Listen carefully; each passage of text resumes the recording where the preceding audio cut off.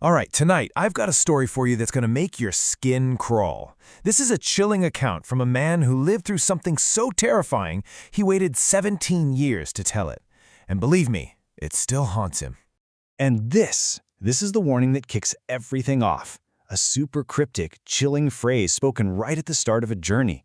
It's a prophecy of doom that our narrator, well, he just brushes it off, setting the stage for a night that he will never, ever forget. So, let's set the scene. We're not actually starting in the past. We're in the story's present. Picture this. A cold village night. A couple of young guys are huddled around a fire. They're joined by the local school teacher, a guy named Ashok Tripathi. And the conversation? Well, it turns to a local legend that Ashok himself is at the very center of. You can just imagine them, right? Come on, Tripathi, tell us again. It's been so long. For these guys, it's just a spooky campfire story. But for Ashok, man, it's a memory that still makes his skin crawl. So, after a little hesitation, he agrees to take them and us back in time.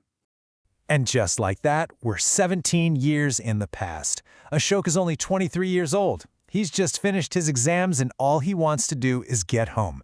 It's late, and he finds himself at this totally desolate, almost empty train station. You know the kind of place where every little shadow looks like a threat? So, it's 7 p.m. The station is just eerily quiet. It's the kind of place the locals know to avoid after dark. He gives his mom a call, kind of brushing off her worrying about him traveling so late. "Don't worry, Ma," he says. "I'll be home soon." But right after he hangs up, this well-dressed but very strange old man seems to just appear out of nowhere and walks right up to him. This old guy doesn't ask for money or anything. He looks Ashok dead in the eye and gives him this terrifyingly direct warning. "Son, don't go where you are going. Whoever goes never returns." Now, Ashok is definitely freaked out, but he's a rational guy. He just figures the man is crazy. But as he's sending him away, the man's last words, "We'll meet again on some journey," just cling to him. It's a really bad feeling. So, the train finally lurches into motion. The carriage is totally empty except for Ashok, and it's moving weirdly, speeding up, then slowing way down, before it just grinds to a complete stop in the pitch-black darkness of a dense forest. And it's right here, in the middle of absolutely nowhere, that someone else gets on. This is where things get really strange, because what he sees and what he feels are two totally different things. He sees this beautiful young woman wearing a white sari. She seems perfectly calm. But the second she steps on, this sudden, soul-chilling cold just fills the air. She's all alone, and she has this weird, fearless smile that feels completely wrong. Ashok tries to make some small talk, to break the tension. He asks about her family, and she casually mentions her husband passed away. He apologizes, of course, but she just cuts him off. "Why apologize?" she says, with that same creepy smile. "He who comes will go tomorrow." There's absolutely no sadness, no grief, just this eerie, detached vibe that sends a shiver right down his spine. For 3 agonizing hours, the train just keeps up this bizarre stop-and-go journey. Then, at 2:30 in the morning, it stops for good. A crackly, disembodied voice comes over the speaker. There's a technical fault, and the train isn't going any further. They are completely stranded, miles from anywhere, deep in the heart of a dark forest. So Ashok is freaking out, as you would be. But this woman? She's not fazed at all.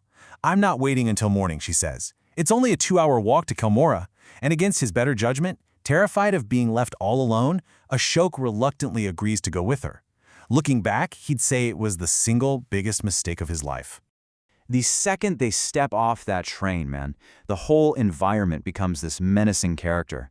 The darkness is absolute, only broken up by these flashes of lightning. The forest is unnaturally silent.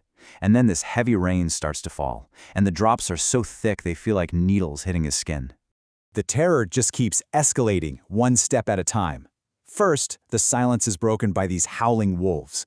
Then, a new sound starts up, the distant, heartbreaking cries of a woman and a child. Ashok is terrified, but his companion just tells him to keep moving. And then, the most chilling sound of all begins, the rhythmic chan-chan of anklets, and it sounds like it's following them, just out of sight in the darkness. As they're pushing through the forest, a figure just emerges from the shadows, and to Ashok's complete and utter shock, it's the same old man from the station. "It's you," Ashok yells, "the guy who was begging." But the old man just looks at him blankly. "You must have me confused with someone else," he says, before pointing them down a path and just melting back into the night. Okay, so just try to put yourself in Ashok's head right now. His mind is just reeling. The weird woman, the crying sounds, the old man showing up again, none of it makes any sense. His fear is hitting a fever pitch, and the truth he's about to discover is worse than anything he could have possibly imagined. He's had enough. He decides they have to stop. He turns to the woman to tell her this, but she's gone. She's just vanished. 1 second she was right there next to him, the next, it's just the dark, empty forest. And that's when the crying and the sound of the anklets suddenly feel like they're coming from all around him. He just runs. He's running blindly, desperate to get away. And then he sees a flicker of movement. It's her. He sees her again, huddled under a tree, just crying her eyes out. And this wave of relief just washes over him. She's real. She's okay. He carefully walks toward her, his heart still hammering in his chest. "Why are you crying?" he asks gently, and the sobbing just stops. She slowly looks up at him, her face twisting into this horrifying grin, and she starts to laugh. And it's not a normal laugh. It's this loud, booming, demonic cackle that echoes through the entire forest. In that moment, he sees her for what she really is. Yeah, he doesn't stick around. He just screams the name of God, turns, and runs for his life, not daring to look back.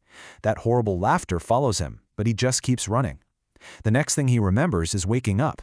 Someone found him, unconscious, all the way back at the railway station, his body all seized up like he'd had a fit. And boom, just like that, the story's over. We're back at the campfire. Ashok Tripathi has finished his tale. The fire's crackling, and the two young guys are just sitting there in stunned silence, trying to process what they've just heard. You can tell that even after 17 years, that memory is still raw for him. So, of course, they start talking about it, right? Trying to make sense of it all. The woman, they figure, was a chalawa, a kind of malevolent, shape-shifting spirit. But what about the old man? He warned Ashok. He told him not to go.